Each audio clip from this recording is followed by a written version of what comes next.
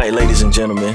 You already know what time it is. Welcome to the EndGame Broadcast, where gaming culture, real conversations, and next level energy all meet in one place.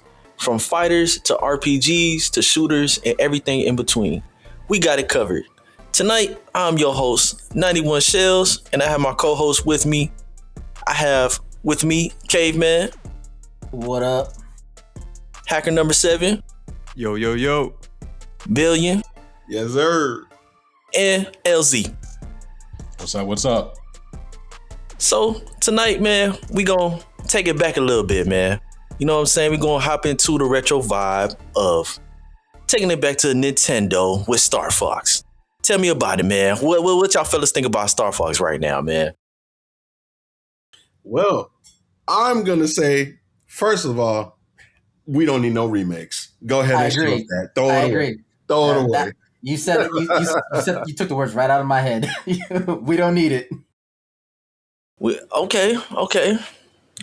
Hacker number 7. How you feel about it, man? How you feel about Star Fox, bro? You know, beyond the fact, like I Star Fox is not really it's not one of those games that's essentially up my alley. But I did see that Nintendo is doing a remake, and apparently they've made like 5 other ones essentially, right? So, yeah, I mean, I think I agree with everybody else, you know, and I think we kind of touched on this last time during the podcast when we talked about games that deserve a remake is, you know, is this one of those games that needed a remake, or is this just another cash grab? And this one's dead in the waters. You know, we'll take a pass on that one, and you know, give us something that is good. Let's get some new IPs. You know, I think Nintendo needs to take the risk. They were at the forefront of charging $80 for some of their games. Well, I mean, let consumers be able to see the fact that where those extra $10, $20 is being led to, right? In terms of software development, we need some new IPs. We don't need another Star Fox. I agree with that, man. I don't even necessarily say new IP, because Star Fox is definitely one of those games from Nintendo that, you know, it is a staple in their ecosystem, and like a new Star Fox game hasn't come out in a long time, and now we're in 26, and you, with all of the backlash that's been going on with Nintendo, them charging you know, crazy amount of money, $80-$90 for a game, and you know, having to actually lower prices after always being the lead in charging more for games. And then they have the audacity to bring back a game, and it's a remake. Like, come on, bro. What's happening? And not just a single remake, a remake that has been made 5 times already. You know, it's like, Yo, when are they gonna learn? So just to add to it, and I'm taking a look at the Star Fox article. It was, apparently the things that they're adding is going to be more detailed visuals, overhauled audio, but for the most part, the core journey remains the same. And then they add an extra challenge mode and competitive online multiplayer with free flight, you know, and I'm not really sure in this context what free flight essentially even is, since it's, you know, this game's not necessarily up my alley. Maybe you guys can speak to it, but you know, I don't know. That raises the question. You know, what are they charging for this, right? So they got multiplayer. I guess I don't know about all of the remakes that were made. I remember the original, so that's kind of what I'm comparing it to. Multiplayer, that's cool. Free flight, that's cool, but they need to make something else. They need to come out with a proper sequel, make it something, as long as it's not a remake. That's all I care about. yeah. So apparently they're gonna price it out at digitally for $49.99 and physical $60. And so that comes out, I believe, June 25th of this year. So, you know what? I'll take some of the harsh criticism that I probably had earlier, because now it sounds like, I mean, that's almost what, like half the price of some of their games, right? So, I mean, you You know, see what, bro? Hmm? You see what they just did to you, right? They did. upped the price on one thing to make it something else seem cheap. Yeah, They got you, bro. Yeah. They got you. I'll agree with that, because like if you're thinking about it, like in terms of like a consumer, and you're like, well, you know, the games used to be this, but it's really just, you know, it's half the price of like a new game that they're charging for. Like, what was their was it is it not Mario? Was it Mario Kart? Donkey Kong. Donkey Bonanza? Kong. Yeah, Donkey Kong, they're charging like 84. So like if you're looking at that and like, you know, as a parent or something like that, and your kid's like, oh, I want this new Star Fox game or something like that, or you know, you're looking at it for even for yourself, right? And you're like, well, you know, it's really just, you start doing that consumer thinking a little bit, where it's like, well, you know, it's only 80, it's only half of the 80 or close to half of the 80. You know, maybe it's worth the price since it's just a remake. But they were actually charging, you know, what, $49, $59 for whatever their games were. So yeah. Well, that's called finesse. You heard? Oh, heavy on the finesse. Heavy on the finesse, bro. Like, to be honest, bro, like the game should be selling for maximum $40, bro. Like, it should be like $39.99. Because like if we're thinking about it, we're going back to Star Fox on the Super Nintendo, and that was the original. Then it came out on the 64, which was a reboot or a remake, you know, of the Super Nintendo game, just retelling the original story. Then they did the Star Fox 3D, which was another remake of literally the direct Nintendo 64 game. And then Star Fox Zero, which is also a remake of the 64 game. And now we're here at Star Fox on Switch 2, which is literally another remake of the original.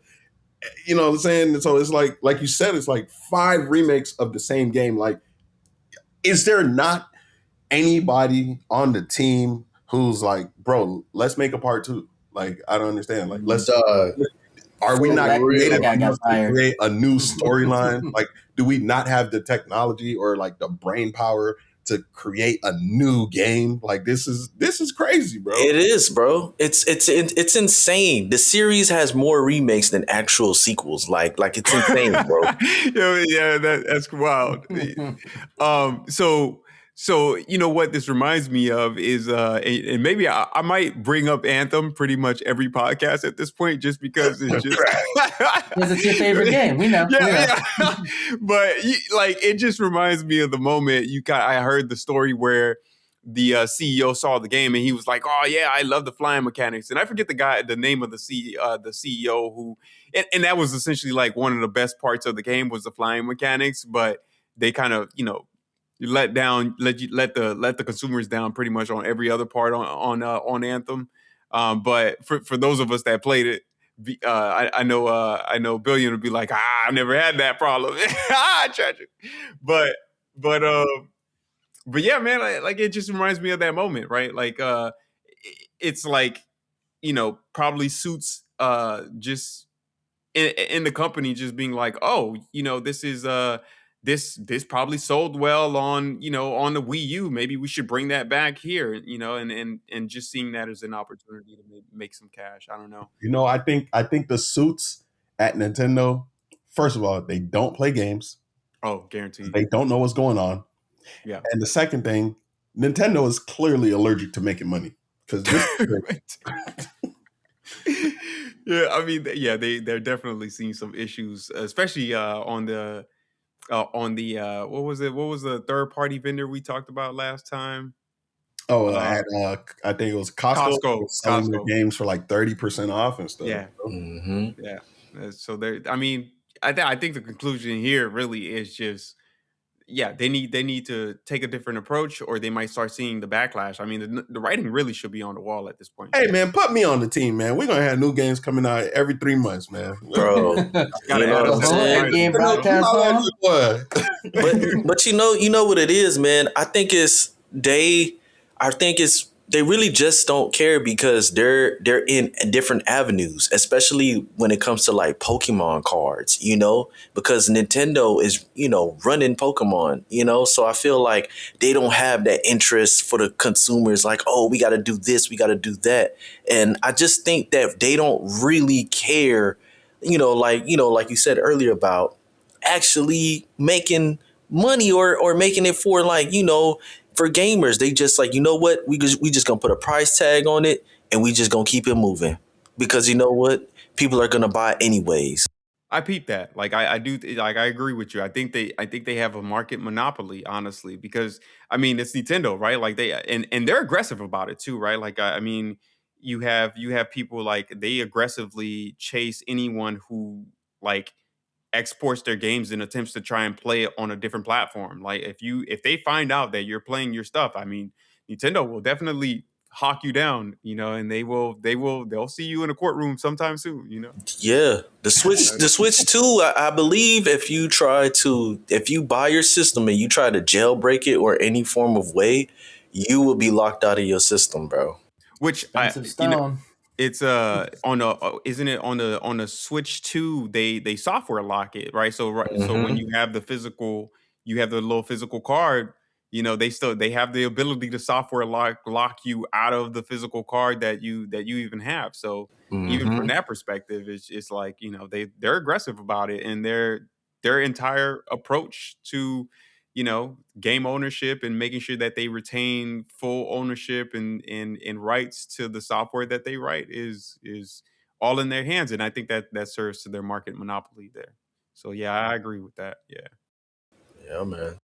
Well, if they focus more on giving the players what they wanted, they wouldn't be so worried about finding people in court every day. Like it's always a big story. Oh, Nintendo did this, Nintendo did that, Nintendo's going after this person, Nintendo's going after this person.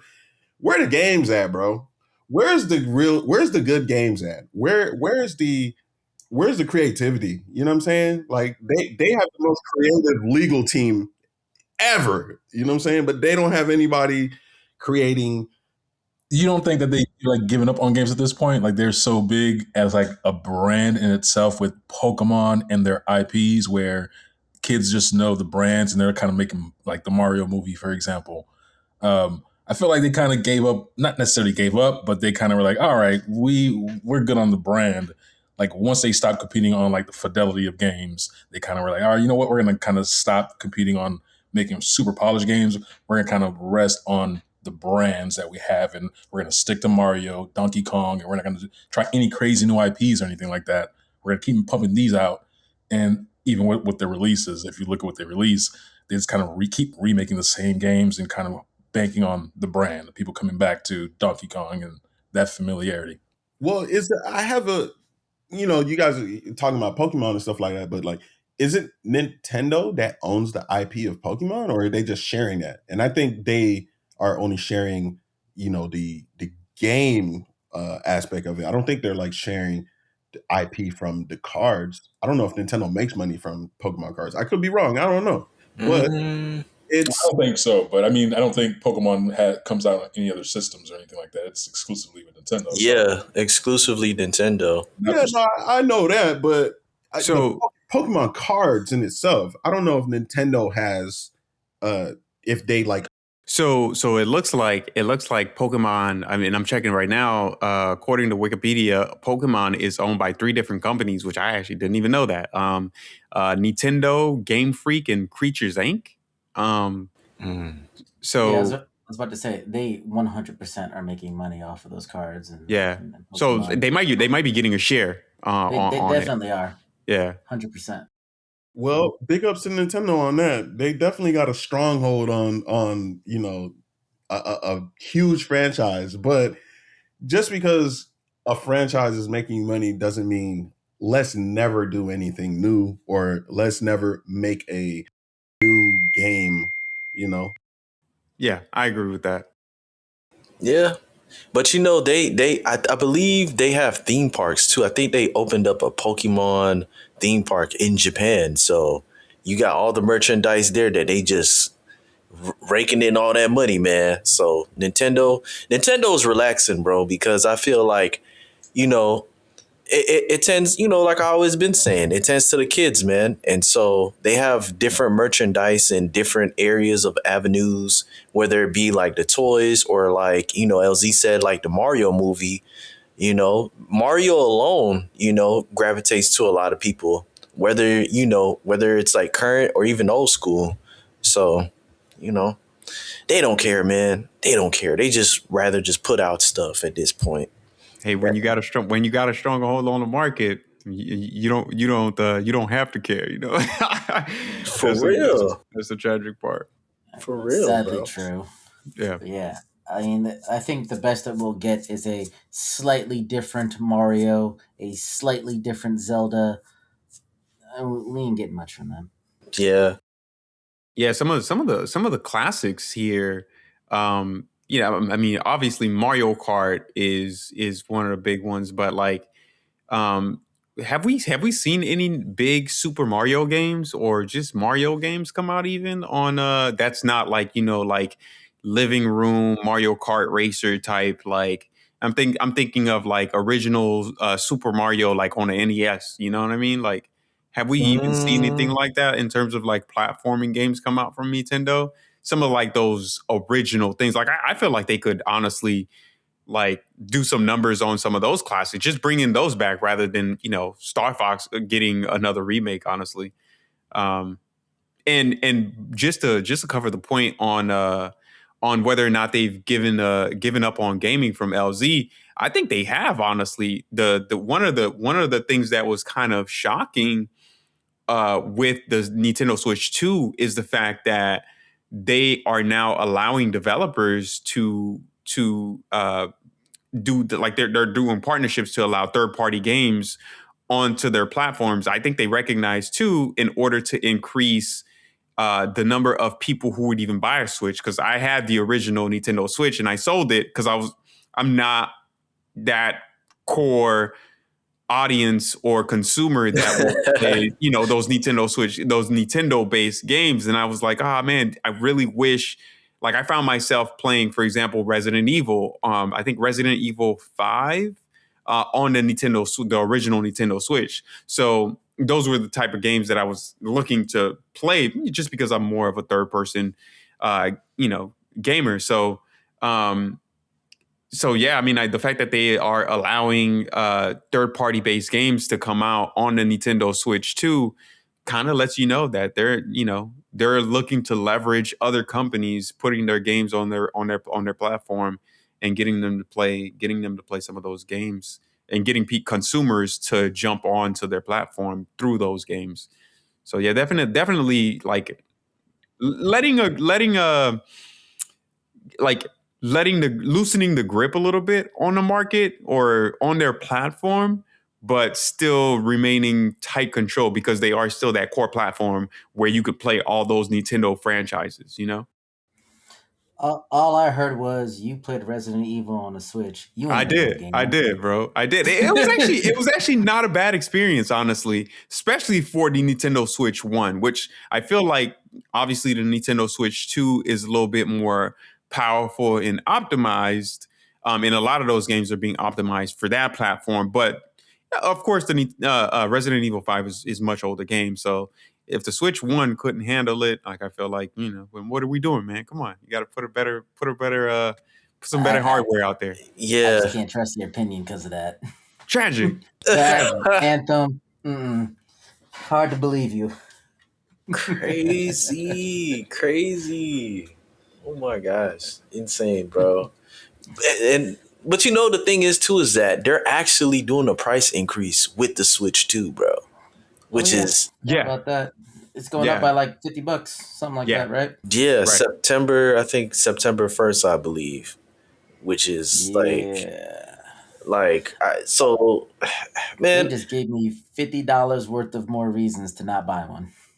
That I mean, that I think I recently heard a take where it was like gaming is becoming a wealthy person's game, and it'd be kind of interesting to kind of like see it like a take right on like what does the average income need to be be able to like afford some of these platforms? Because like some of these numbers are getting kind of crazy, bro. $1,000 for a Bro. PS5, console. I mean, I remember like consoles used to be like.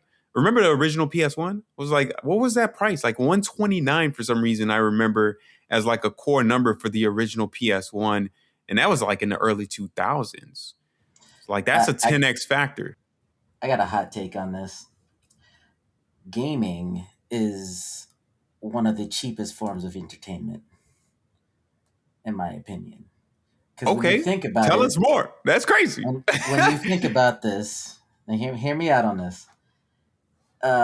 You buy a console, you buy a game, you're gonna be playing it for how long.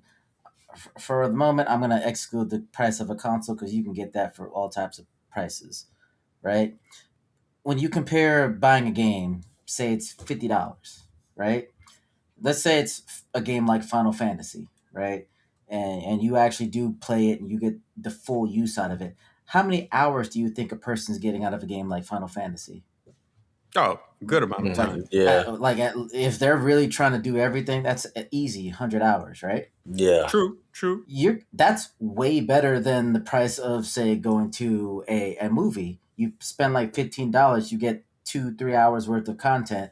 This one you're spending Hold 50. on. When the last time you been to the movies? Because $15 for a movie, like you've been on Yeah, that, bro. Yeah, bro.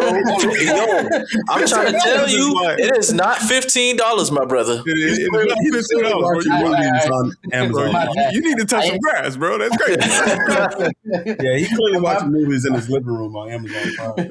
That's wild, bro. Like you watching Netflix at home, dog. My point is still this. For however how much it is. Listen, if the price goes up, you're just proving my point more that it costs more per hour to do something like that versus other games where you can be playing it for countless amounts of hours. And the more you play it, the more money, the better the value for your money you're getting. I spent $30 on Rocket League and got 3,000 hours out of it. Name something else that you do for 3,000 hours for $30. I touch grass. Wait, you spent I mean, listen. So, the question then becomes: do consumers even think about that? You know what I'm saying? Like, do consumers even think about the fact that they are having that level of experience, or does that barrier of entry? Because, like, a barrier of entry to even get into the market being gaming, right? Like, to jump into gaming, like when you think about $1,000 threshold, that's crazy, bro. Like, and you think about what's the minimum, like the minimum wage salary in the United States, and you start thinking about $1,000 being a number or barrier of entry. That's a high bar, dude. I mean, like, and that used to be like an expensive gaming PC that was like, hyper maxed out and not even, and obviously I think in this conversation, we're sort of ignoring the fact that like costs have gone up and development costs and all that other stuff, like all that notwithstanding, like it's still a crazy high bar to think about, bro. Like, and then you got to think about like, okay, like I want a new game. If you're not on something like Game Pass or PS Plus and being on one of those tiers where you can get those free games, then you got to dump $100. That's like going to the movies every single time that you buy a new game. You know what I'm saying? Like the movie tickets for 2 people plus popcorn, maybe a drink or something like that in a movie theater is gonna run you at least like 70, maybe $80, bro. I was just about to say at minimum like $60 to go to the movie now. That's when you messed up. You bought the popcorn. Yeah, so you probably got the butter too. It's not even the popcorn. 2 movie tickets on average like $15. That's $30 right there. Yeah, and then what you mean? My estimation was correct then. I'm not, but I mean, who are you going to the movies with? A bulldog? You know what I mean? Like, Yeah. If you bring a girl to the movies, she's gonna drink, and like I'm not gonna. Oh yeah, bro. Not buy her no drinks or no popcorn or something like that. It's out the window. Listen, I haven't been to a movie in a while. I thought I was off. I mean, we can tell. Yeah, right, but clearly, you definitely Netflix and chilling, man. Hey. Man, listen, bro.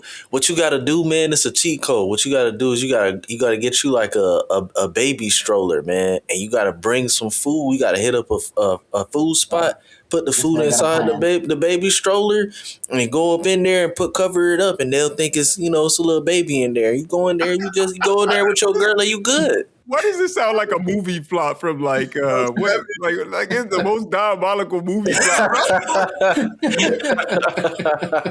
They're gonna be checking Shell's stroller when he come in. My boy got ribs and Big Macs in there and all types of stuff. Bro, you feel me? You know what I'm saying? Oh man. Yeah, man. Hold on, Shells, those Shells. They gonna come up to you like, what's that baby's name? What you gonna say? McRib. Honey barbecue. You remember? Oh man. You know what I'm saying? boy. You know what I'm saying, man. So, man, hey, I forgot to mention, Rex, how's PRAGMATA been going for you, man? I know, Yeah. You beat it 4 times already yet? Listen. Pragmata Pragmata is crazy. Pragmata, I have dumped some hours into it. I am at this point probably like on the last 2 hours of gameplay to cover before I think I beat the game. Maybe honestly an hour, man. Like the game is right up my alley in terms of the type of games that I play. It is, a third person action based game with a lot of deep story. And I will say this just to not give spoilers or anything like that. There is some crazy cliffhangers. There is some crazy turns in the story that essentially happens that I did not expect to happen. And I like standing ovation to the writers at Capcom. Because it's just one of the things that I enjoy the most about a good game is good storytelling. And not only do they cover good gameplay mechanics with introducing new gameplay mechanics with the puzzle solving while you're doing the shooting and attacks. And if we're thinking about people introducing new stuff and new IP, Capcom is obviously doing their thing.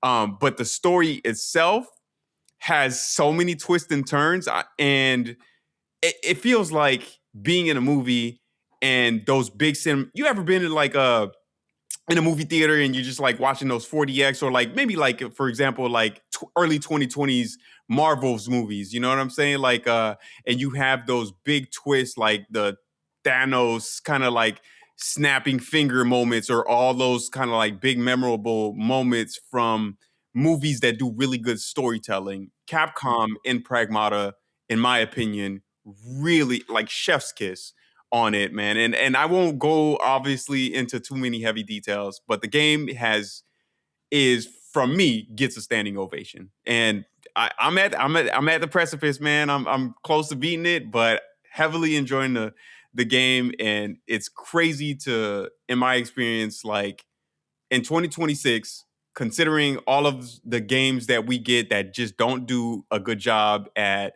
storytelling or in-depth like gameplay and game mechanics, Capcom is standing ovation, chef's kiss. Definitely go pick it up. I know we did Trash or Pass on one of the segments in the last few episodes. If I say give it a shot, man. Give it a shot. Oh yeah, for sure, man. For sure, man. It just listening to you talk about it, man, gets me excited. It actually sounds like something that should be in the movies. Like honestly, it sounds like an IMAX movie. The way how you explained it with the cliffhangers and everything. For You sure. know. Like, and one of the things that I found myself doing while playing this game is I was reading all the little different little notes. And I'll say this: there's a chick named Sharon. She's like one of the characters that sort of exist as lore in the game, right? But you actually never get to meet the character. You read about her through all of these notes, and you kind of get um, to sort of know her if you read all of the notes as you play the game. But like reading all of that lore in the game is kind of crazy because you get to like it's so detailed in the depth and being able to kind of like analyze what might potentially happen throughout the story as you're reading the notes and diving into the world and the gameplay mechanics is kind of it's really fun, man. And Shells, I think you'll enjoy it. I know you said you're gonna pick it up. It's definitely in queue. I highly recommend. No, Even if the backlog is deep. Let's hear some spoilers, man. Charles talking about you gonna pick it up, man. Again, this guy, bro. Cliffhangers. I want to know who's snapping their fingers over here. Like, This guy right here, man. I mean, it's just one of those games, bro. You got to experience it. I won't ruin it for the audience, and I won't ruin it for Shells, man. But like, the I audience definitely already bought the game. Wait, hold on. I'm looking at it like I'm not gonna buy the game. You know what I'm saying? That's not necessarily my thing. I think, like we said on the last episode, we kind of talked about trash or pass, or if we're gonna buy the game or not. I said I would wait for it to come out to see how it is, and I did. I watched some gameplay on it.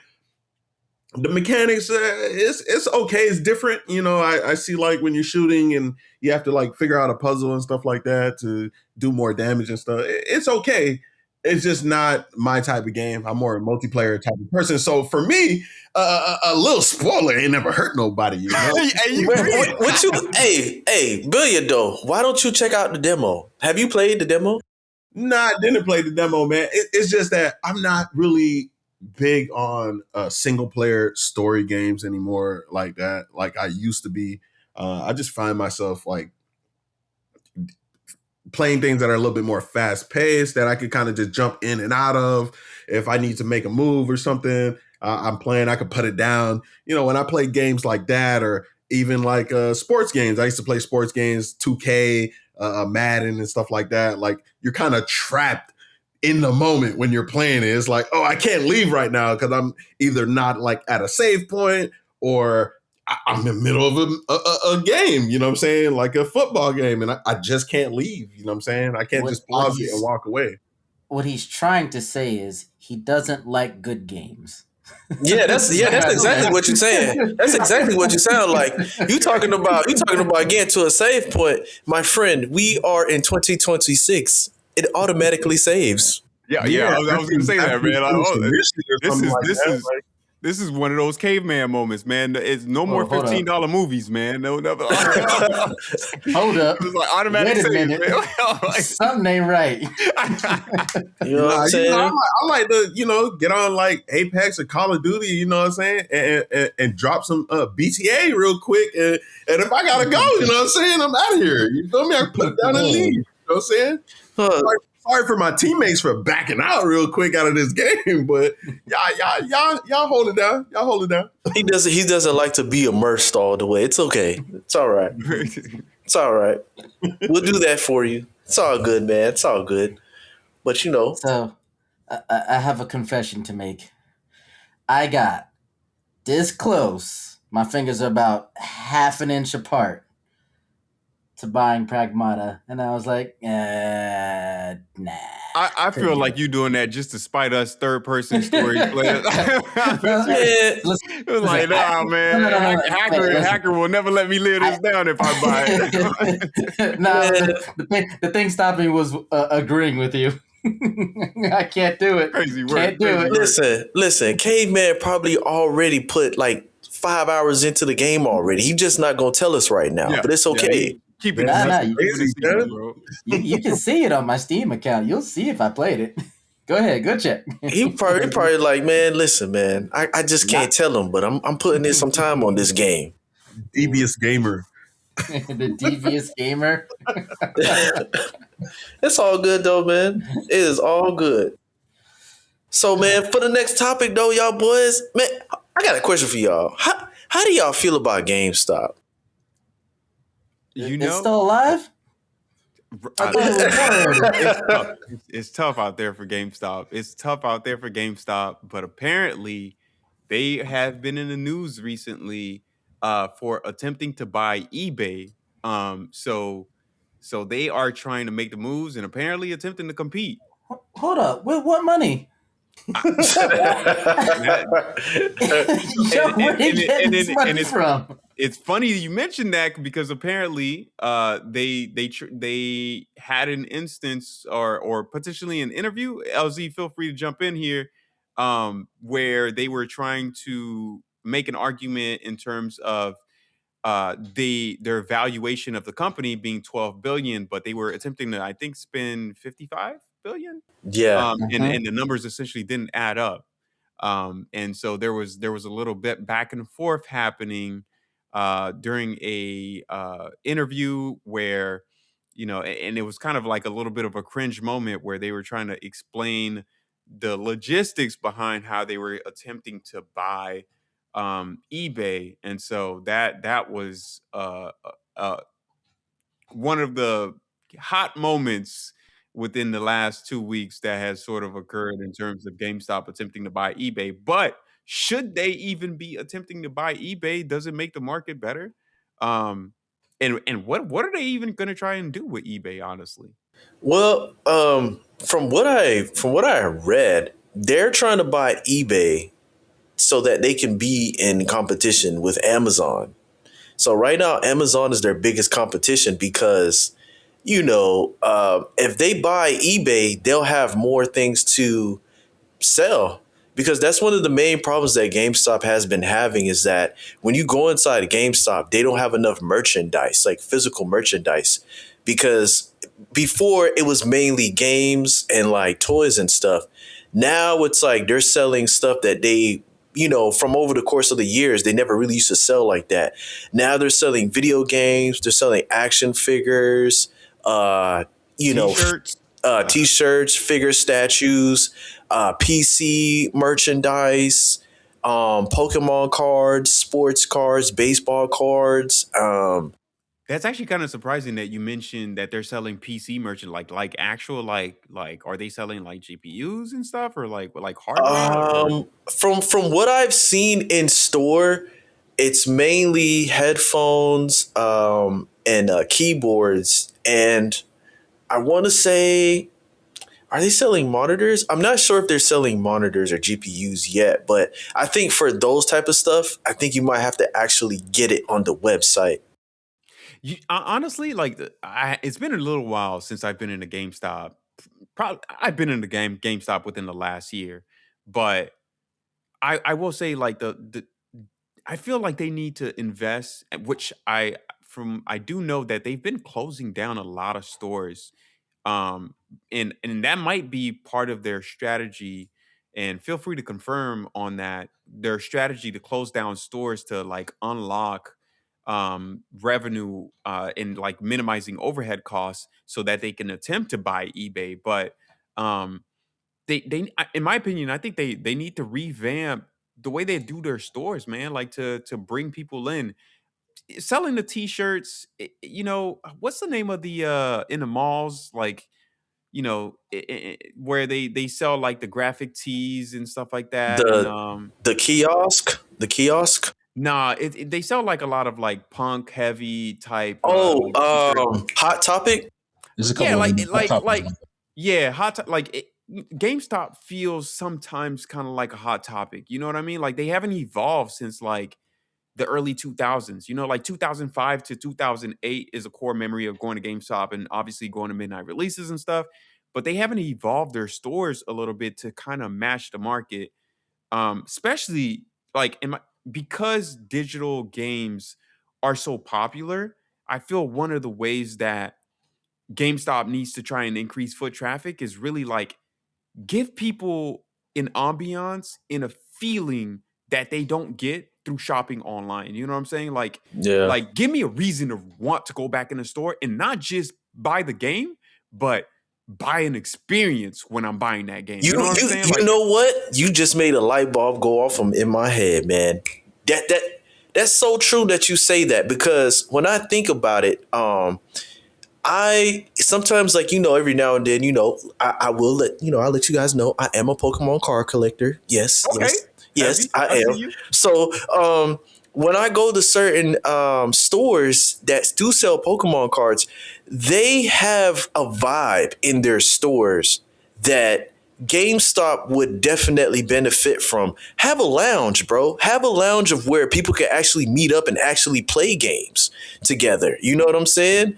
Like have that little area, or at least have somebody that serves food or something, or just make fast food, if anything else. So when people can compete, whether it be Call of Duty, or whether it be fighting games, or whole tournaments, those type of things I feel like GameStop needs in order to bring people to go to them. So it's more community driven, and it's more like, okay, like, man, what are you doing today, bro? I'm about to go to GameStop. They about to, so and so's about to be a midnight release. I'm about to be there. I just got off of work. I'm about to go home, about to shower, go over there, and I'm about to vibe it out. We about to have a tournament, Super Smash Bros. From this time to this time, and then we switching games to Call of Duty. You trying to slide? Boom. I feel that. I agree with that. Right before Shell said that, I was just about to say, I agree with Hacker also about GameStop revamping how their stores look and the approach that they have.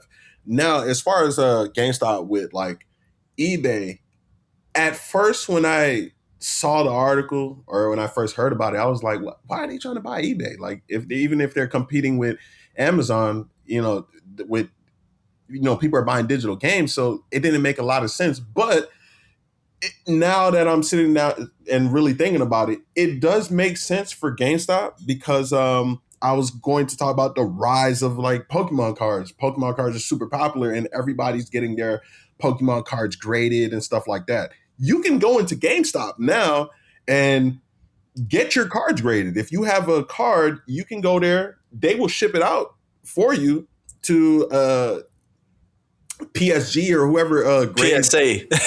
PSA, PSG, whatever the card grading thing is, you know what I'm saying? They will send it out and get your card graded and then they'll send it back to the store. So like they should change the store so that they could grade cards in the store. That's just another form of revenue. Instead of me paying, the $20 for them to send it, why not be able to get the card graded at the store? You know what I'm saying? Set up an area where they can do that. Maybe it takes a couple hours or something like that so they can verify everything.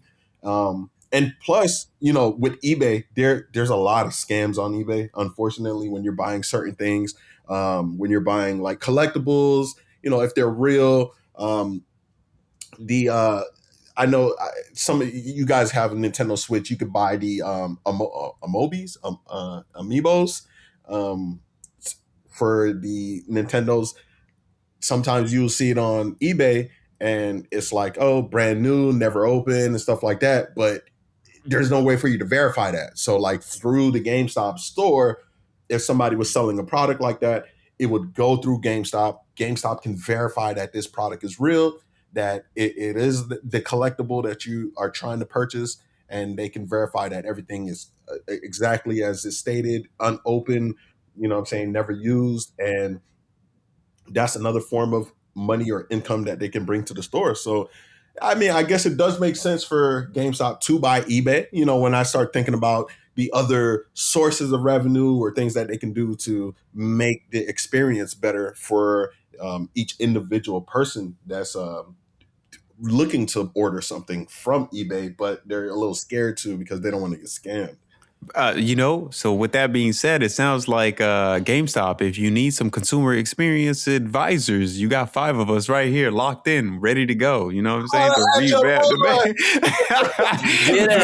lock in the business strategy right here, man. Well, we are tried and true. We used to live in GameStop as kids. So, certainly take a look into us, man. We're giving free advice right now, but we can dive into the deeper stuff. Yeah, for sure. GameStop from South Florida, go ahead and holler at us. We are open to helping you revamp this situation. For sure, man. For sure. I think they do have a PSA kiosk too, because I think at certain card shows, PSA sometimes they are there, and sometimes they actually have the PSA kiosk, so you can get your card graded right then and there. But of course, it's a line for that, so you're gonna be waiting a while. So if they do have a kiosk, if they start putting the kiosk in the GameStop stores, that would definitely help a lot. But you know how that would probably go. And just by the way, on the thought on the lounge stuff, who's actually doing that right now, Tesla. And just that's a quick segue. But when you are at a supercharging station, for anyone who hasn't experienced this, Tesla's one of their plans, and they don't have a lot of locations. I think they have a super big store out in like somewhere in California at one of their like super big charging stations where if you're charging your car and like you're in the car and stuff. One of the things that they've done is they've built out a restaurant and a lounge so you can go in there and you can eat food and then you can kind of lounge and like shop Tesla products that you might see on the Tesla app or the Tesla website or Tesla online store and stuff like that, and just like have an experience while you're just kind of like sitting there, and they just have the foot traffic, right versus the traditional gas station experience where it's like you go to a gas station, you might not know what you're kind of getting, right? Like if you're taking a road trip or something like that, like you go to some shoddy gas station, you might want to use the restroom. You're like, it's questionable. Do I want to use the restroom? Am I going to take the risk? So like, changing the experience altogether, I think, that's you probably take a page out of the book from Tesla, out of there for a gaming experience. And I think honestly, it will bring people back. It will bring people back into the fold of not buying games online, and just to segue right into the Sony's experience with the PlayStation and the current settlement that they have, right? With them increasing prices on their game, like they're doing that dynamic pricing essentially. And so like, they obviously have upset consumers in that aspect, right? What do you guys think about that, right? So in dynamic pricing or finesse pricing? yeah. Yeah. So apparently Sony is doing it is agreed to a $7.8 million settlement, right, Shells? Yeah. Mm-hmm. Yeah, so like they've agreed to a $7.8 million settlement as a result of them doing dynamic pricing and overcharging people, right? One of their strategic like moves that they've made. And I think this is essentially like to, and a couple other companies I think have tried to make this argument against Valve. Valve being the Steam store owner, where they essentially they keep their prices essentially low. And I think Valve has had a lawsuit against them from either, I think, Unity, or what's the parent company of one of those, the game engines out there. I want to say it's not necessarily Unreal Engine. It's one of those parent companies. But they are, Sony is experiencing some issues where they were trying to essentially price people higher, right? So if you are someone who was more app, or you spent more hours on the PlayStation Store, essentially, or just gaming altogether, they might charge you more because you're more likely to buy that game at a higher price point. And I think I want to say that's what their settlement is essentially related to in recent news here. Well, the settlement, it looks like that they were accused of selling vouchers that you could only claim in the PlayStation Store, and you couldn't use it at any third-party retailers. So, gotcha. So Okay. that forced you to only buy the digital copy through the Sony network, the PlayStation network. So therefore, they're market monopoly. Yeah, they're in control of prices without worrying about other competitors because there are none. You know what I'm saying? Yikes. Okay. Yeah. Okay, that's wild. Yep. But it's funny because even though that they are doing that, and we clearly see they're wrong, Sony has not admitted to any wrongdoing, but they're paying almost $8 million to affected players. So, it's like, you're clearly paying, so you're clearly wrong. So why aren't you saying that you're wrong? Or why aren't you changing how you guys approach the market with these games that are in the PlayStation Store? Why aren't these games available? Or why can't we use these vouchers to purchase I think games I from know. somewhere else. I think I know exactly what PlayStation is doing. They are pleading the not the one, not the two, the three, four, fifth. No, they plead the fifth. They are definitely saying, "No contest. I'm gonna just give you the money. Leave me alone." That's what's going on right Yeah, now. we're not admitting whether or not we are wrong or not. We admit to nothing. Exactly. Sony All I turned want to know is where's the sign up link. I want to get my $2 because lawyers gonna take It's three gonna be point it's gonna be seven two million. quarters. It's gonna be 2 quarters, bro. It's gonna 2 quarters. 2 quarters. That's more than what I thought I was gonna get. Sony turned the brother man from the fifth floor. I'm trying to tell you, man. Sony not trying to take no accountability, man. They leaving us out here in the open. Like, nope, I didn't do it, but I did it. Nope, I'm not saying that I did it, but I did it. Right, Okay. right. Well, if you're looking for a payout, Sony, if you bought a game on the PlayStation Network between the dates of April 1st and 2019 and December 31st of 2023, then yes, you are eligible for a piece of that little bit of $8 million settlement, which is probably a dollar, You get 2 quarters? 50 cents, maybe 25 cents, you know what I'm saying, depending on what it is, because obviously there's hundreds of thousands of people that have a PlayStation and probably bought games between the time of 2019 and 23. So, hey man, go after your piece of change. You feel me? So I'm even just trying to go through the logistics of how you would even check to begin to check, like on a history of when you bought specific games, right? Like, I mean, like, what is that? Like a 4-year gap right there? Hey, But it's like okay. Sony's, PlayStation knows. I mean, like Sony the Sony sends like emails, right? So you'd have to like keep track of like your emails and run back through your email history kind of thing. I think you can if you go Like on if you wanted to check without Sony telling you, anyways. Go ahead. Oh, well, I guess you would literally have to go into, I think, the store and look at and actually filter out what you purchased in between that time, to figure out, oh, okay, well, I bought these games. No, but your PlayStation account is linked to your email address or whatever email address. Yeah, well, yeah, that's true. That's true Anytime you too. purchase Yeah, there's an hackers email send- that's sent. It's always an email that's sent that says, thank you for your purchase through Sony. So it's gonna have the date. So hey, Even if it's free, it even says that too. So right, So go through your if email. you're out there and you're listening and you want to check whether or not you were in that part of in that lawsuit, you got to run through those emails, man. Hopefully you didn't delete them. I'm sure everybody probably bought something because 2019 and 23 there was a big event that happened that left everybody inside of their homes. So I'm sure everybody made a purchase during this time. So crazy thing. I did not. Actually, did I? I don't think so. I mean, it's not like you were outside. You put 3,000 hours into Rocket League. You definitely bought something. No. You bought Rocket League at the very least. I bought that on PC. That's the problem. That's what I'm saying is like I did all of my purchasing on PC, so I don't know if I qualify for any of this.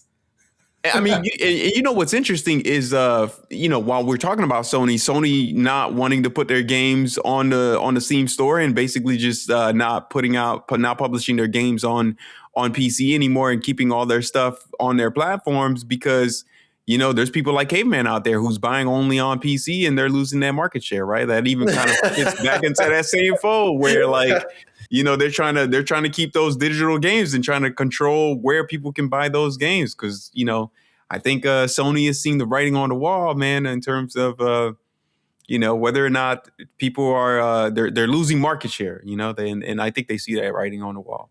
I would just really quick. Do you think it's kind of like a part of it is kind of, can you blame them because it's maybe like an unwritten contract that they had where it's like, okay, we won't step into the PC side. You guys don't mess with the consoles. And I feel like that was breached on Steam side where they're like, oh, okay, you guys make consoles now. Okay, cool. Give me all my stuff back. Oh yeah, Steam Machine is coming out, right? I mean, Valve is sort of the poster child for consumer like rights, in my opinion, right? Like they are they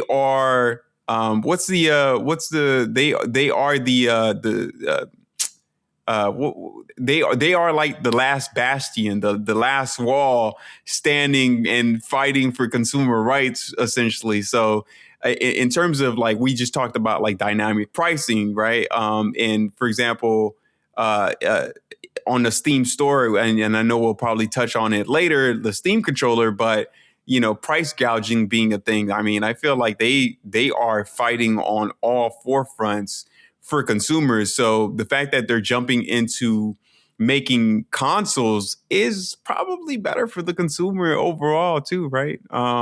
You're going to have that marketing, that competition that's going to happen. So maybe they'll prevent Sony from trying to lock out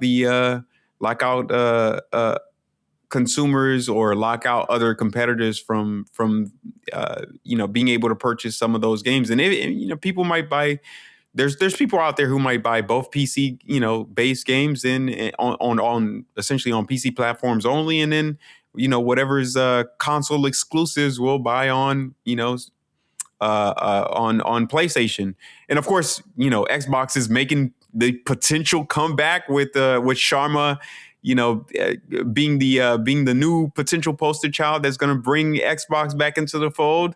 Hopefully, we're hoping and dreaming that they'll bring back that original Xbox 360 era. So there might be some Xbox exclusives that are even out there, and you might even need to buy a new Xbox too. You hoping for Crazy. a new Xbox? You hoping that's the new thing? I don't know about all that. You don't think so? With Project Helix potentially coming out and getting Xbox exclusive? I don't know. The way I see it, I'm fine with the whole PC PlayStation setup right now. Right? Like, I don't know what Xbox is doing, but I have a feeling it's still not going to compare to what they have on PC.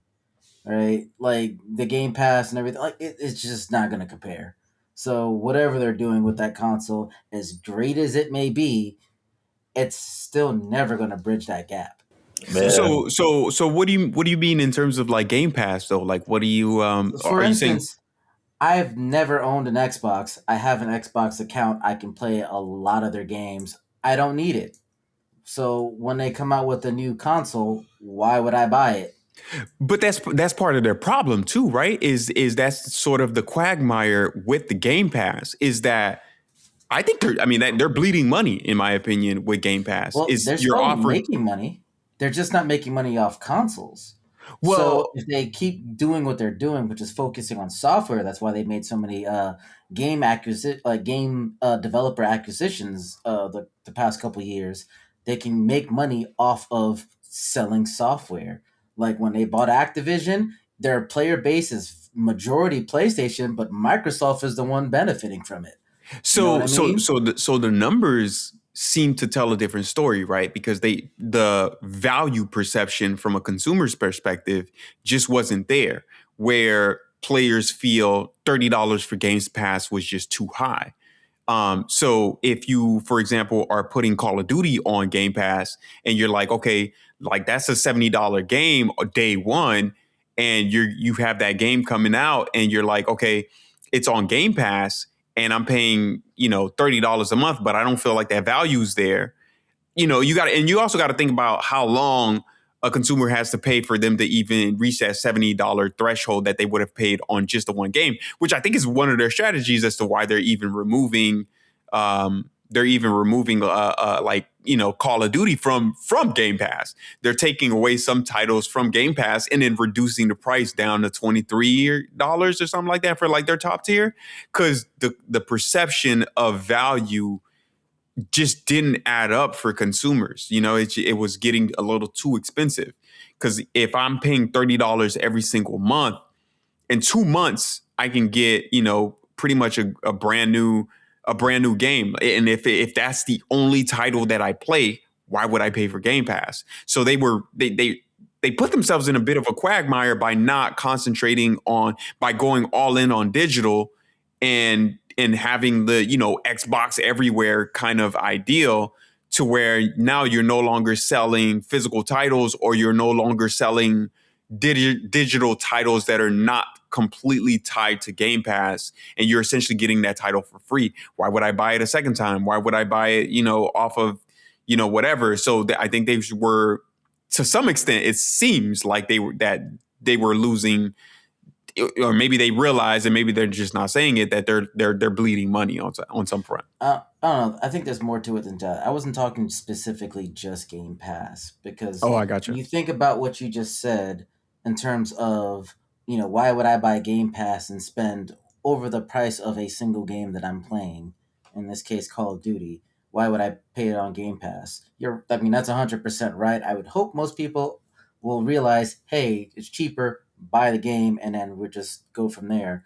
But since Microsoft owns Activision, they're going to get money from it. So if keeping it with Call of Duty, if that person was not going to get Game Pass and they had the choice of buying it on what platform, most people buy it on PlayStation.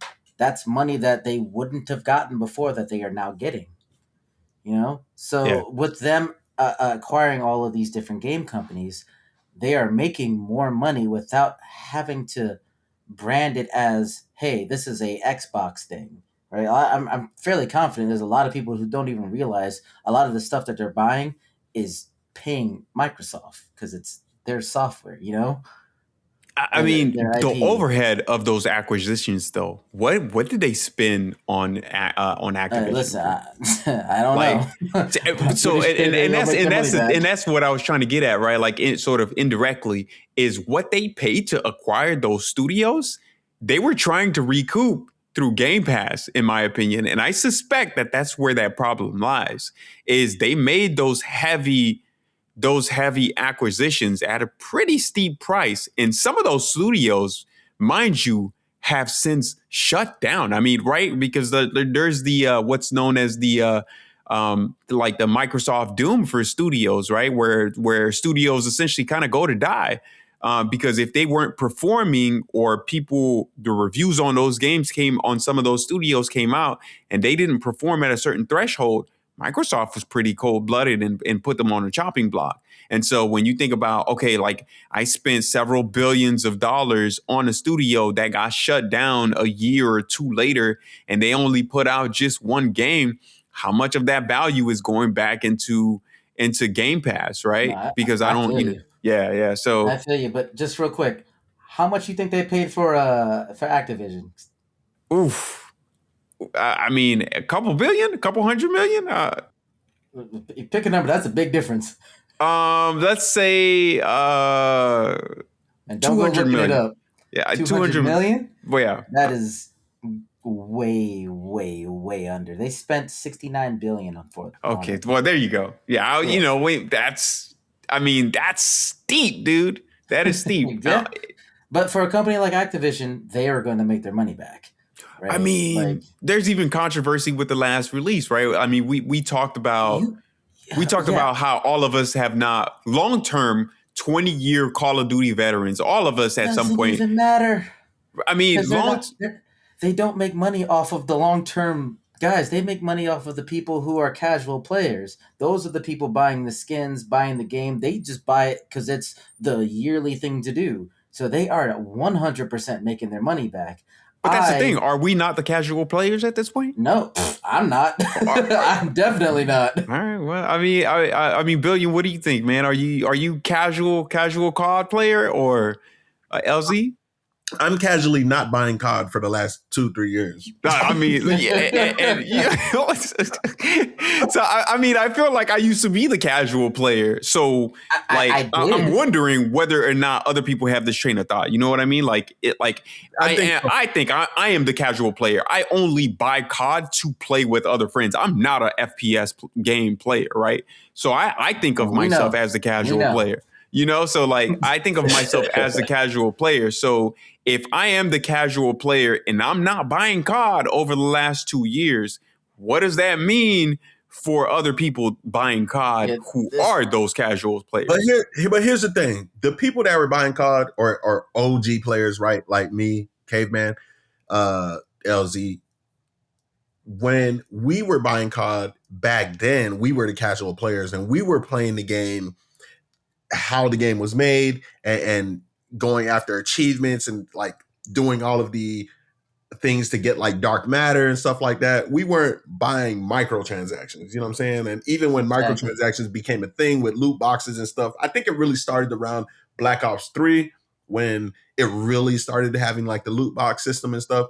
We played the game to get points to do that. We weren't spending money on the game to do that. So the new casual players are paying for microtransactions, are paying for loot boxes, you know what I'm saying? So like even now I might buy a Call of Duty to play, but I'm not spending no money on those skins or anything. Yeah, they are 100%. I'm looking at those skins and I'm like, I don't even see myself, so I'm definitely not buying it. Right. Yeah, I mean, let's be honest, bro. I'm playing Call of Duty and it's not a casual experience anymore. I'm getting off of work. I'm old now. You feel me? I've been playing Call of Duty for 20 years. You know what I'm saying? Like, I'm coming home off of work, stressed, my back hurt, my knee hurt, you know what I'm saying? And I come sit down and the person on my team is Timmy No Thumbs that can't to save his life. And then I'm playing against a squad of, you know, players like Fade and Ninja and stuff like that, like super pro players that are like just casually tearing me apart, you know what I'm saying? So it's like, bro, like I'm not enjoying myself right now, you know what I'm saying? With the whole skill-based matchmaking thing going on, you know, I'm pretty decent at the game. I'm not gonna say like I'm the best. I'd 4v1 y'all boys, but you know what I'm saying? Relax. Wait a minute. You know what I'm saying? Like the people that are hopping online now, you know, they are not making the game fun for the OG players. You know, now the games are directed towards those new people, new microtransactions, new skins. This new pack came out. This just came out. This new gun skin came out. Like, son, like the game is definitely not what it used to be. And that in turn one of the reasons that I haven't bought Call of Duty in the last like 2 years. All right. So with that being said, and the price being crazy high, what do you guys think about Bank of America essentially begging Take-Two? And I'm going to say begging. I mean, that might be a little harsh, but essentially begging Take-Two to kind of like to raise the price of GTA to like $100 for the good of the gaming culture. You can't even say as good as the gaming culture. I think Take-Two Interactive, Rockstar Studios has the gamers in mind when the CEO said they are going to drop the game and it's going to fall between the price of $70 to $80, most likely $70 for the base game, $80 for like the premium version, because you know every game drops like 3 versions now at launch. There's like the base game, there's a premium version, then there's the ultimate version or whatever you want to call it. That's like for 100 and change, like that ultimate deluxe. You know, right. Supreme. I'm hoping that they do something like that, because when GTA 5 came out, they dropped a collector's edition pack. I can't remember exactly how much it was, but I want to say it was somewhere around that $150 or so. I don't mind buying something like that because it's like a once in a lifetime type of thing. But Bank of America. Guys, what are you doing here? Why are you even in our business? Like, why are you?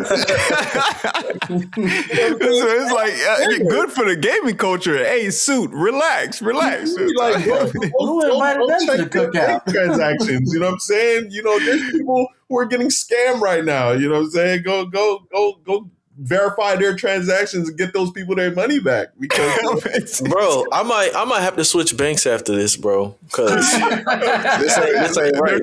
They're talking crazy, man. It's I mean, like, I feel like a lot of companies like Nintendo being the first to push that $80 threshold, and they're seeing 30% decreases in their price through third party vendors at Costco. I mean, and now we're talking about $100. Like we talked about earlier, how that's a high bar. I mean, it's a high bar. I mean, it's just way too expensive to try and push it to $100. I think, sure, you'll raise the price to $100 and you'll get that extra value, and people who can afford to pay $100 is going to pay $100, but you're going to price a lot of people out of gaming at $100. Like way too many to do the unit.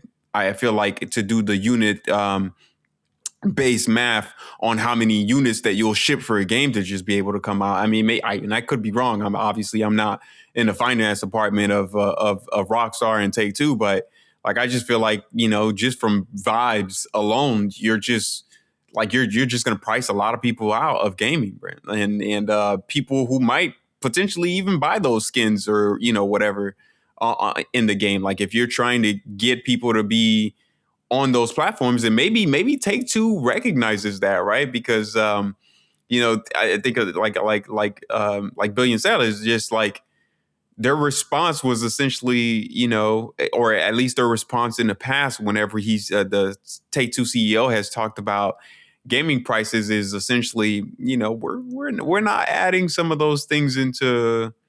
I mean, more or less, he seems like he's saying that. It's very hard to understand suit talk sometimes. So he seems like he's saying, yeah, we're kind of not doing that. We're going to keep it where it's at. Sorry, guys.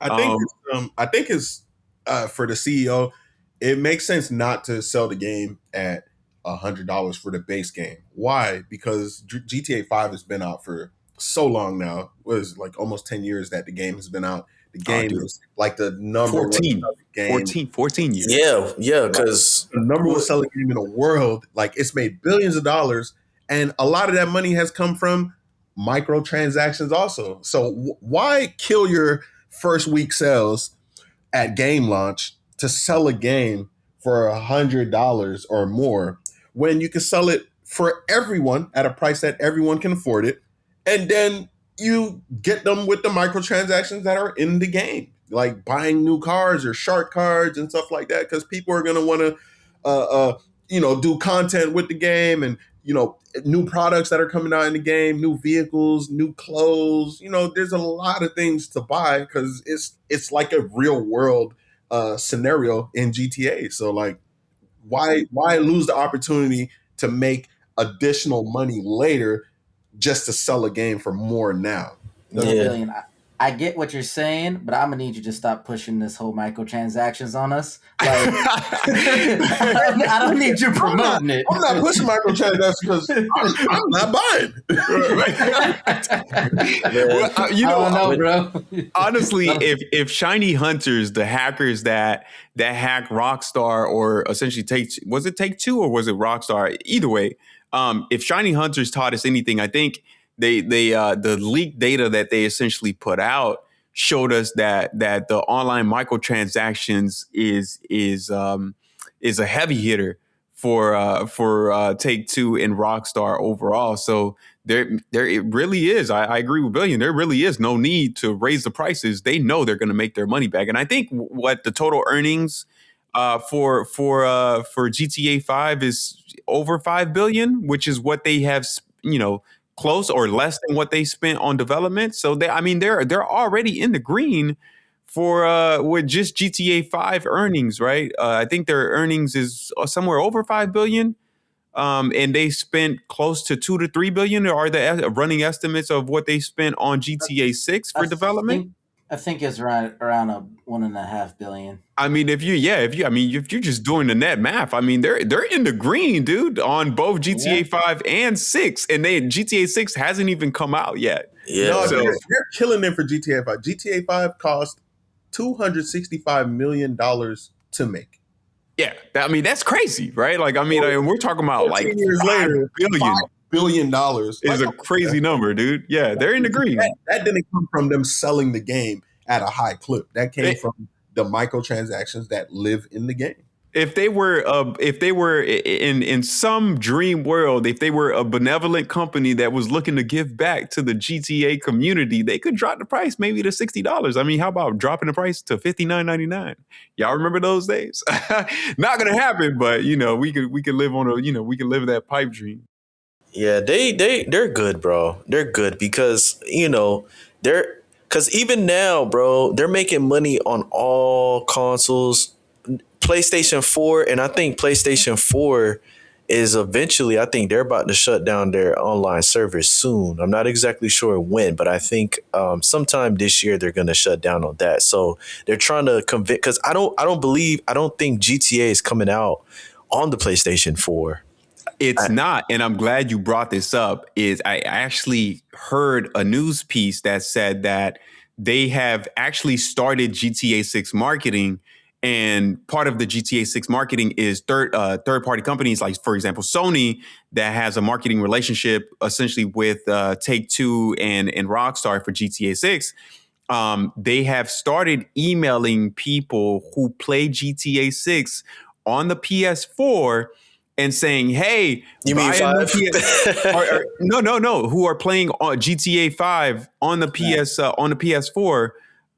They are sending emails or notifications out to those players playing GTA 5 on the PS4 and say, "Hey, buy a PS5. GTA 6 is coming out on November, yada yada yada." So like they have essentially started marketing for GTA 6 and targeting PS4 GTA 5 players to buy a new PS5. And mind you, just to take that back, I'm one of those players who has bought GTA 5 3 times. Bought it on the PS3, bought it on the PS4, bought it on the PS5. So, like, and it's crazy to think about how many times Rockstar and Take-Two has had a chance to double dip on people buying games on, 3 generations worth of platforms too. So they've made their money's worth multiple times over. It's so crazy, man, how they just get us every time. It's like, oh, okay, hold on. We just gonna dangle the candy in front of them. They've got the secret sauce, man. And, I have played GTA 5 story on so many different platforms. It's crazy. And I've beaten the story way too many times to count. Beat it on the PS3, beat it on the PS4, beat it on the PS5, beat it on the Steam Deck. And I'm playing it on PC. Like I actually beat it on the PC recently, right? So like the number of times. Yeah. You played that on PC? I have beat it on PC. I think in fact on PC, I think I've got I manipulated the stock market. Just as a fun note, I manipulated the stock market in GTA 5 to earn the most amount of income that I've earned in the GTA 5 world. And like I think I've like got 203 or probably like $500 million. That's always been one of my favorite. If you guys don't know, I love trading or whatnot, but that was always one of my favorite features in the game during the story mode when you're doing the missions.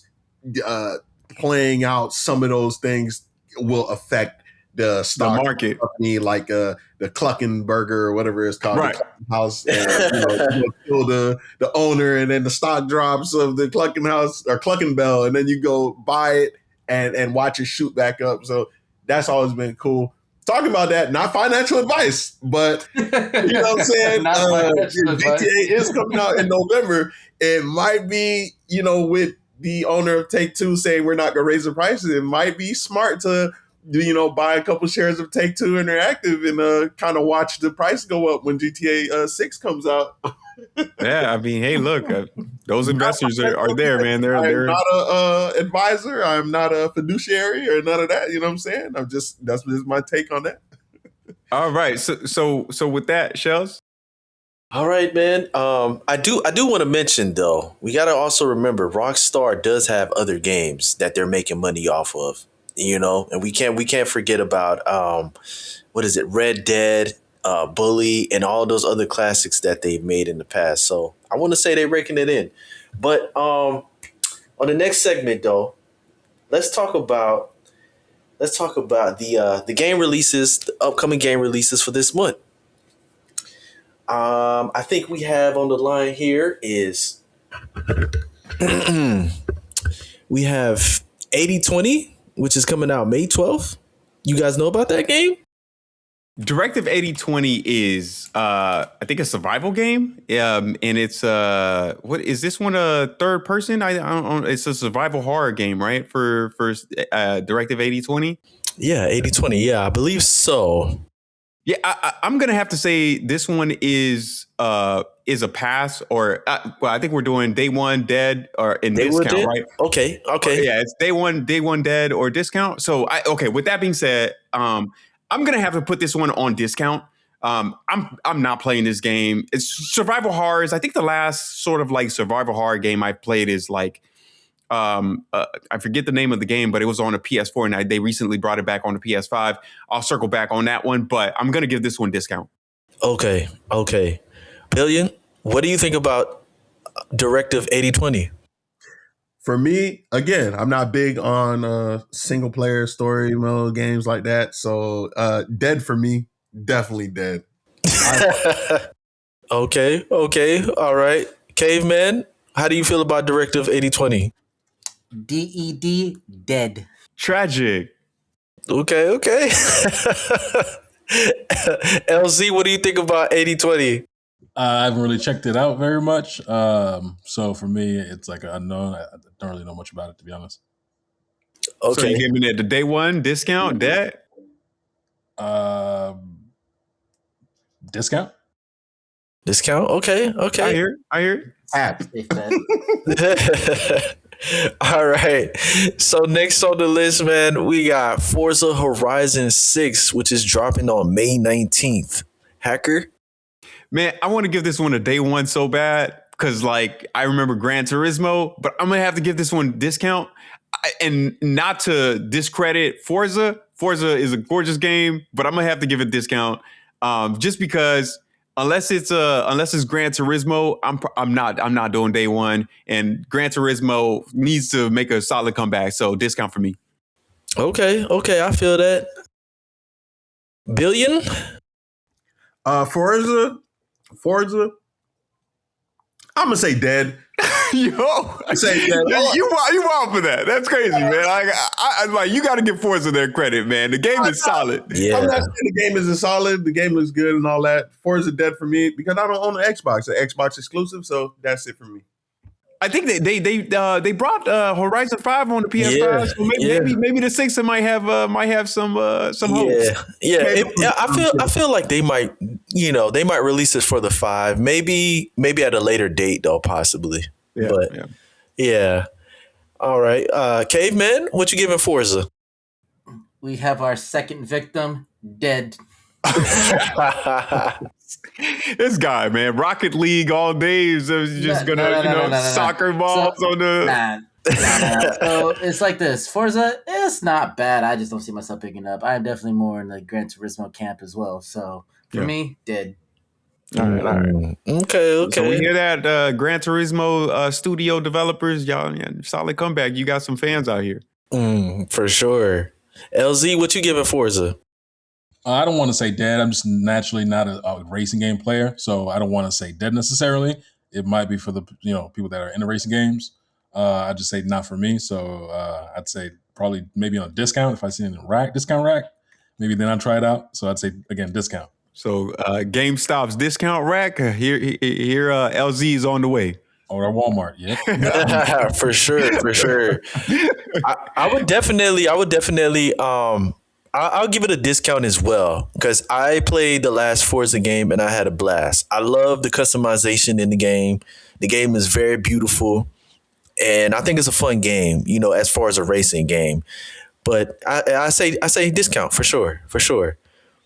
So the next lineup though is we got Yoshi in a Mysterious Book dropping May 21st. Diabolically dead. I'm just, I think Yoshi is one of those kind of like parties, like sit down games or like Nintendo style, and that's just not up my alley, man. Like it's that. Yeah. Okay. All right. Billion. What you giving Yoshi? I'm not gonna lie, Yoshi. I'd probably say discount. I got a Switch. Sometimes you want something that you can take on the road with you and play. I think it's a big IP with Yoshi. Discount. Okay, that's surprising. I thought you was gonna dead it. It's all good though. Caveman, what you giving Yoshi? What you think? What do you think I'm getting? Man, look, Listen, at this point, he's 3 for 3, man. I'm on a 3-kill streak right now. Dead. Oh my gosh. Oh my gosh. Okay. Okay. All right. LC, what you giving Yoshi? Y'all want to see a dead body? Oh my gosh. Man, y'all killing dinosaurs around here, man. Dang. That's wild. That's wild. Yeah, they did go extinct. Yeah, man. I'm sorry, Yoshi. You dead in the water to me, man. I'm sorry. Crazy word. All right, though.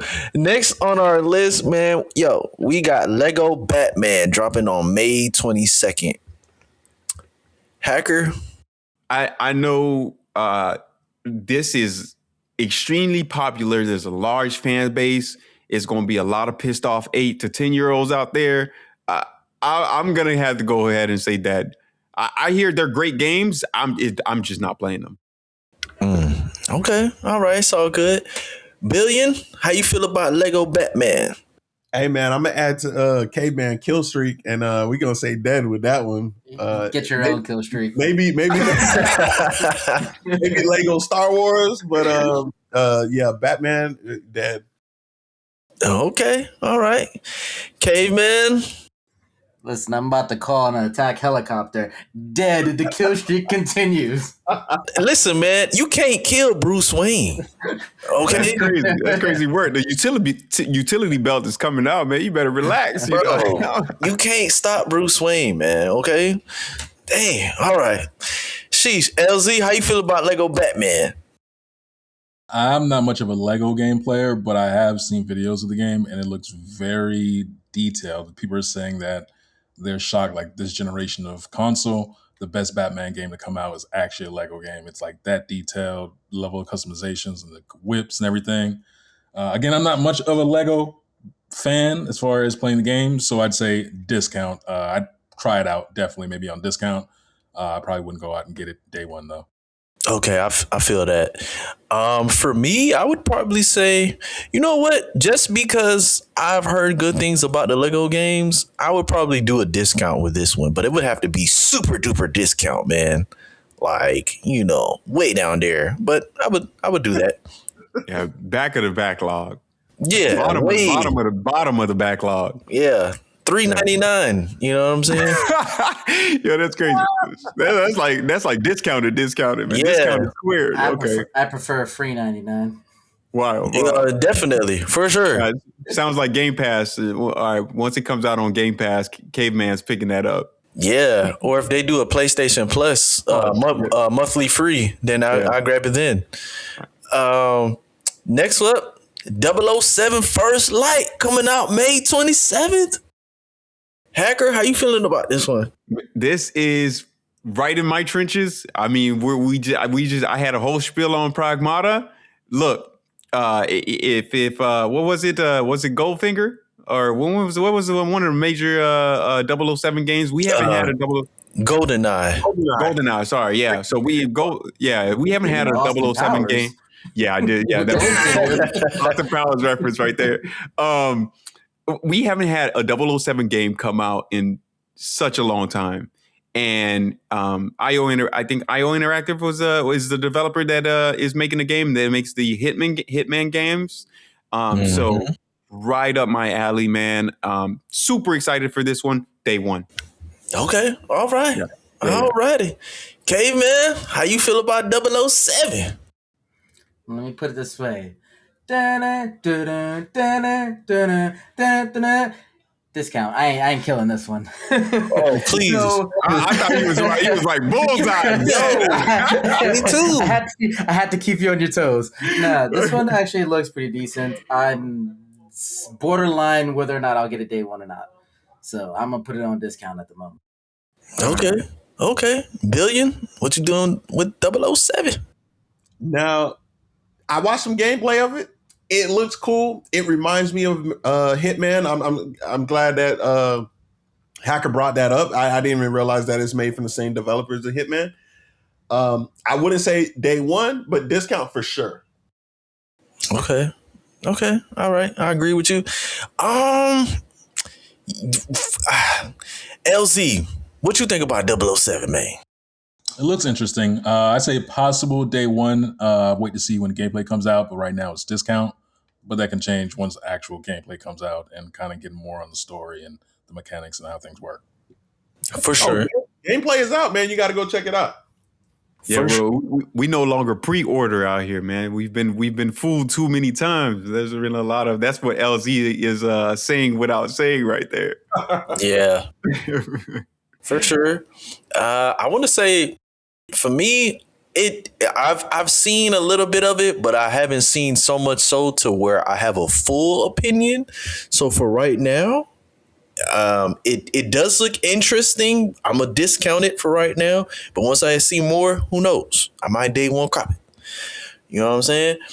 But we got next game on our list, man. Nickelodeon Extreme Tennis coming out May 27th. That is dead in the waters, man. Dead in the water. That's right along the lines of Yoshi. It's not even on my radar, bro. Like Nickelodeon Extreme Tennis. Look, it's just not. Next. Okay, all right. Caveman. Oh yeah, also dead. I ain't gotta go. I don't have to go any further than that. It's just it's dead. Okay, Billion. Hey, man, I'm not going to lie. Definitely not a day one cop. I think discount for sure, only because this is like the first time there's a competitor to Mario Tennis. And you know, I like to see fun games like this come out. Kind of reminds me of like PlayStation All Stars when, you know, as a competitor to Super Smash Bros. So, you know, they got a bunch of Nickelodeon characters. They have the Ninja Turtles, you know, the Rugrat characters, you know, all of the people that you used to see on Nickelodeon. So seems fun, man. Seems fun. Definitely discount. Not a day one purchase for me. Hey, Billion, how did that game end up compared to Super Smash Brothers? Go ahead, say it. I'm not gonna lie, Dead? man. When I played Dead? it, I played it with some friends, and we had a good time playing PlayStation All Stars. It was really good, man. It was a good game. They should have kept that IP rolling, and they should have kept it going. It was a strong game, in my opinion. Okay. All I It might know be is dead that now, like Anthem, but it was a strong game. that's all I'm saying. It's dead. LZ, what do you feel about Nickelodeon Extreme Tennis? I guess that's all we needed to hear.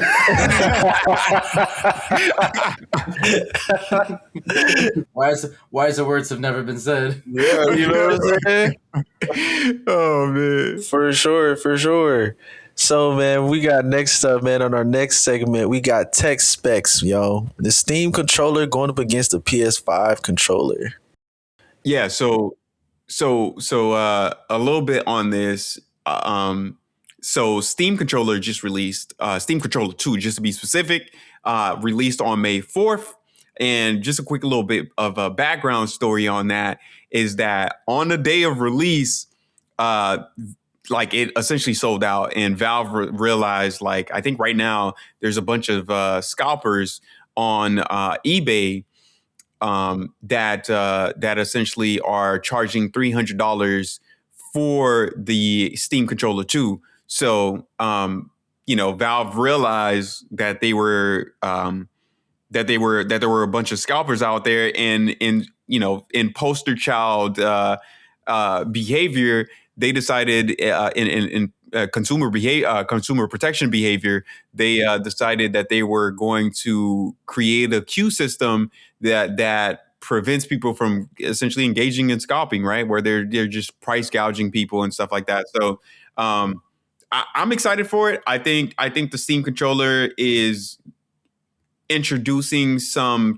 potential capabilities that kind of for those of us, and I know Caveman's probably going to have some commentary here, but for those of us who play on PC and enjoy using a controller, right now on my PS5, I obviously have my PS5 controller, but I'm using a DualShock 3, not the DualShock 4. And I'm basically using a PS4 controller, right? So on my PC, just because I'm not necessarily interested. I enjoy the form factor of PlayStation controllers and what they offer. So I just keep my, my PS4 controller, and it's been sitting collecting dust, and I'm using that on my PC. But this one, I actually have it, on pre-order essentially, or I'm in queue to order.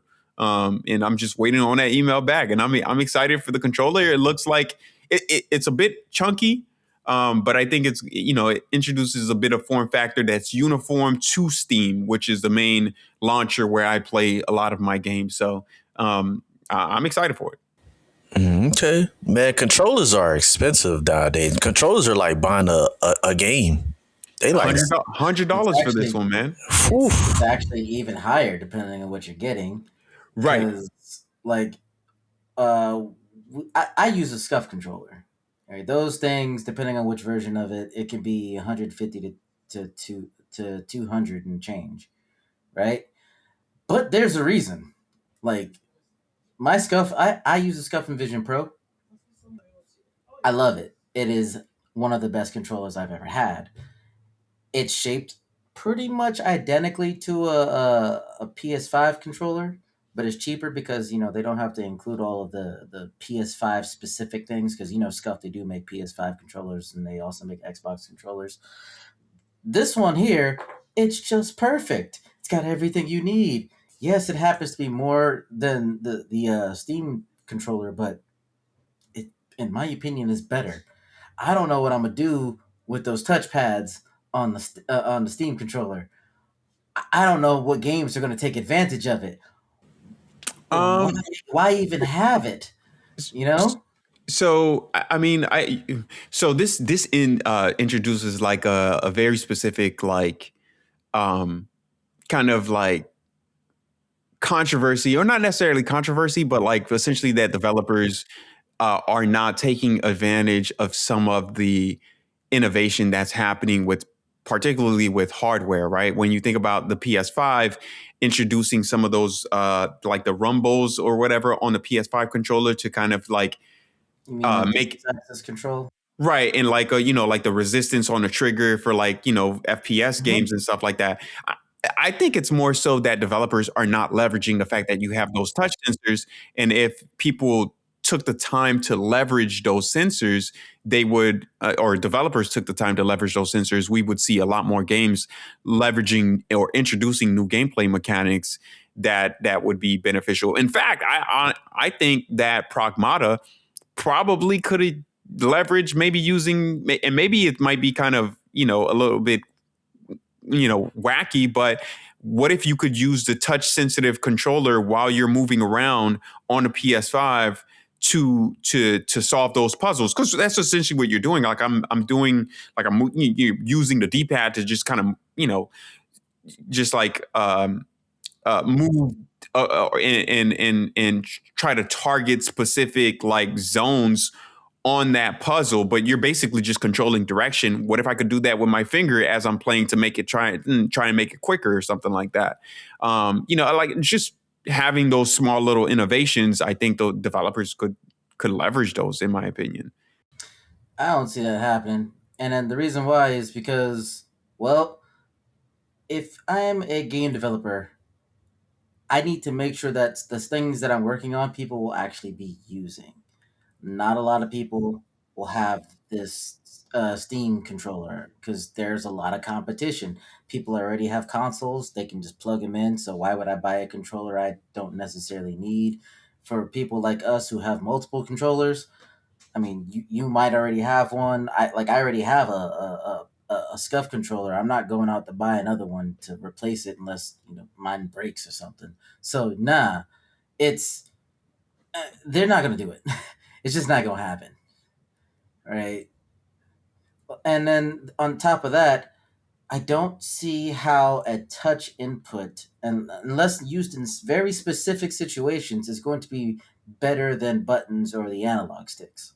Well, I mean but So, that's the thing. That's up to developers to innovate on the IPs that they yeah, introduce, no, right? And I we don't know agree. what's good until someone comes out and you're like, oh, that's actually pretty solid, But for this specific game, right? this is a chicken and egg thing because yeah, I get that. I mean, I agree with you on that. But they need to have people using the hardware for it to be valuable to the devs. But there's no games that support it, or at least very few games that actually take advantage of that hardware. So are I mean, you expecting me to? there were. I don't know about that. There were until the PS5 was introduced. There was no The like adapter triggers? there was no adaptive triggers. There was no touch Yeah. sensitive Yeah, stuff. yeah, So yeah, yeah. yeah, But yeah. so here's the thing, though. Sony is a little bit different because they force their first party developers to actually use it. So even if it's something minor, it's going to be used, and then other third party developers will be able to use it. Steam controller is completely optional. So you can't guarantee that your game being on Steam is going to be played with this controller and then can utilize that hardware. You can't guarantee that, right? So how my question still stands is it's how are they going to ensure that or get people to buy this thing for something or like it don't make sense. I can't Right. even explain it. It doesn't make sense. Hey, I don't have a Steam or any of that, and I saw that controller, and I was like, ugh. You know what I'm saying? And, Yeah, That's actually bro. I'm actually I'm not glad you really said that. sure what they're going to do with that D-pad. Even giving the example with the PS5, we have the game that launched with the PlayStation 5, Astro's Playhouse or something like that, whatever it's Oh called. yeah, Yeah. yeah. The little blue robot or Hmm. whatever. And that uses the D-pad on the PS5 to do some mechanics when you're playing that. And that's literally like the only game that uses the PlayStation D-pad. So I don't see where those touchpads, I was saying D-pads, those touchpads are going to come in with the Steam controller. Uh, Granted, I know they can play PC games and stuff like that too. So maybe there's a PC game out there that can use it. But uh, as far as form factor, shape, look, ergonomics, it's hella ugly, bro. Yep, I actually heard some people talking about the build quality of it. Like they need to change it. It looks weird. It probably feels awkward to hold. I definitely think that the Xbox and PS5 controllers are ideal. My preference happens to be symmetrical, so that's why I have PlayStation controllers. The Steam Deck just seems weird. Like maybe there's something that I'm genuinely missing because I never used the old one and I have no intention of buying the new one. But Just a fun fact: the original one actually did not do good, particularly because they only had. So there's some historical background to the Steam controller, because those touchpads have so much history from the Steam controller one, but that was essentially one of the primary factors that led to its failure because people weren't a big fan of it having just touchpads. They actually had no D-pads on their original Steam controller. If you actually look a picture up on the original Steam controller, you'll see there's no analog sticks, and I don't think they had a D-pad. They just had the touch sensitive controls on there. So yeah, yeah, this new one's definitely a step up over that. Again, I yeah, never used the old one, but just by looking at it, I can tell this is definitely a step up. But for somebody like, don't you have the Steam Deck? yeah. Yeah, so you kind of have an idea of what it is already. It's It just actually just as comfortable as my PlayStation Portal. all right. I'm So gonna need you to stop lying to the people. We need to Stop build integrity well, lies. here.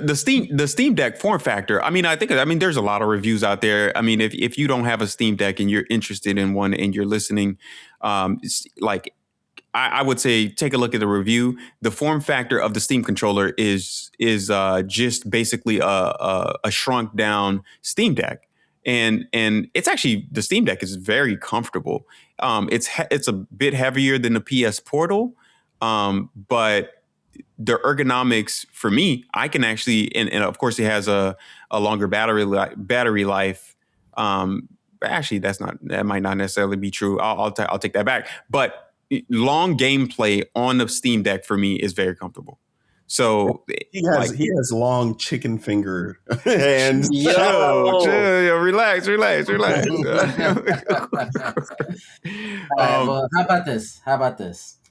Shells, I'm gonna ask you this. Since you just got a PC, a gaming PC recently, are you looking to get one of these Steam controllers, or you gonna do something else? Are you gonna truly convert over to the PC Master Race and use mouse and keyboard?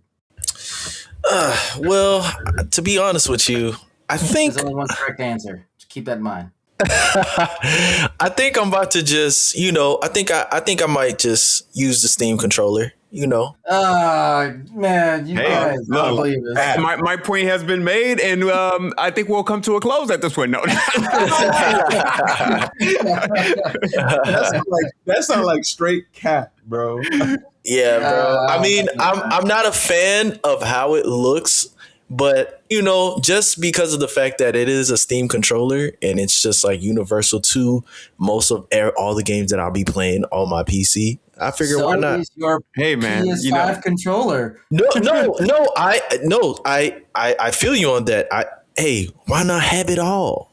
Why not have it all? What's the all that you're getting? Why not have it all? Why not?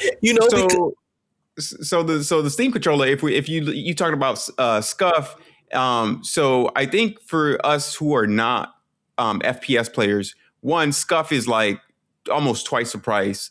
And I think it's a $20 difference. And I think one of the things that that Shells is hinting at is the fact that you have that universal like the universal like design and interoperability between across the entire system, right? Where you don't have to necessarily like it's designed for Steam. And making sure like all Steam inputs, kind of match up 1-to-1 and not having to worry about the kind of controller that you might have, whatever that controller might be, if you're porting it to PC, right? And then you don't have to worry about like using things like Steam DB input or Steam input DB just to like get certain mappings for certain games and stuff like that. So the Steam might essentially leverage their development to, and Steam is known for putting out good software that essentially or Valve is known for putting out good software for their stuff. And I think interoperability is one of those core factors there, right? Where you have that universal design across systems and things just work. They just work. My thing is this, all the stuff is plug and play. So there's no need for all this. My PS5 controller, plug and play. PS4 controller, plug and play. Xbox controller, plug and play. That's not controllers. I disagree with that, and we could take that one a little bit offline. Primarily when we're considering, we just talked about PUBG earlier, so we can take that. You messed up on that one. Anyone can go into the Steam store and see it's not plug and play. Well, so I got a question, right, about this Steam controller, because obviously I don't got a PC or whatever, a Steam Deck or whatever, but console player coming in hot. What so what as you've been playing your Steam, what have you used the touchpads for? So the argument here is not necessarily it's not an argument. What I'm asking is, what have you used the touchpads for? I mean, so right now I have a PS4 controller, so I don't have a Steam controller because the Steam controller hasn't been released, right? Okay, but if you were to make the comparison, like what have you used the touchpads for on the PS4 or the PS5 controller? No. Right. I mean, there's touchpads on both those controllers. Because you have a Steam Deck, and I think the Steam Deck has like that square touchpad. Oh, okay. Yeah. So Steam. Yeah. Okay. So Steam has a user interface where you can move it around like you're mouse clicking on the Steam Deck, right? So you can actually use it like a mouse clicking ability and just being able to move around rather than and it's actually closer to my thumbs to be able to use the touchpads. So there's functionality there, and mind you, there can be an argument that can be made for the Steam machine that's coming out. We don't know what that user interface is going to look like. So the fact that they have the touchpads on there, if that is the core argument, that the touchpads are useless, we don't know what the user interface on the Steam machine is even going to look like. So, right? There could be some future capability there that's being developed that we don't have insight into right now. So it could look useless from this perspective. And we'll circle back to this conversation once the Steam machine comes out. No, I could agree with that. To me, it sounds like kind of like a magic mouse for the MacBooks or Apple product. So the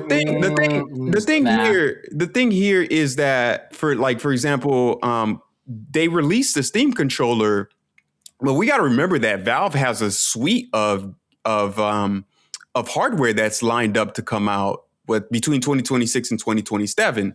The Steam machine, the Steam frame, the Steam controller, all of those things are going to come out, and they developed the Steam controller to be used when the Steam Deck is docked, and you can use it on the TV, to use it for the Steam machine, and possibly maybe even the Steam frame, right? So, and we also don't, and that's another piece of hardware, right? Because I think that's a virtual reality headset to compete with, PS5's headset, and all the other companies out there like Meta and all those other companies that have headsets for VR games and stuff like that.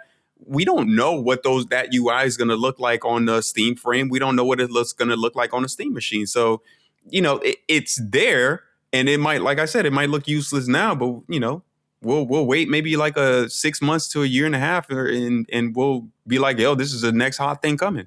For sure. I highly doubt I'm going to be wrong on this, but we shall see. Yeah, I mean, hey, we'll circle back. We'll circle back. We'll come back to it then. Yeah, for sure. Any final thoughts, you guys? Get the Steam controller. My final thought is: do not get the Steam controller. Okay. Final thoughts. BoA suits, please stay out of the way. Let GTA do its thing. Okay. And that's a wrap. Another episode of the EndGame Broadcast. Remember, every move counts, and the final play is always closer than you think. If you enjoyed today's, episode, make sure you hit that comment, like, subscribe. Let us know, man. Tell us, what your thoughts is on the episode. Get back to us, man. We appreciate y'all for rocking with us for sure. Peace and love out, y'all.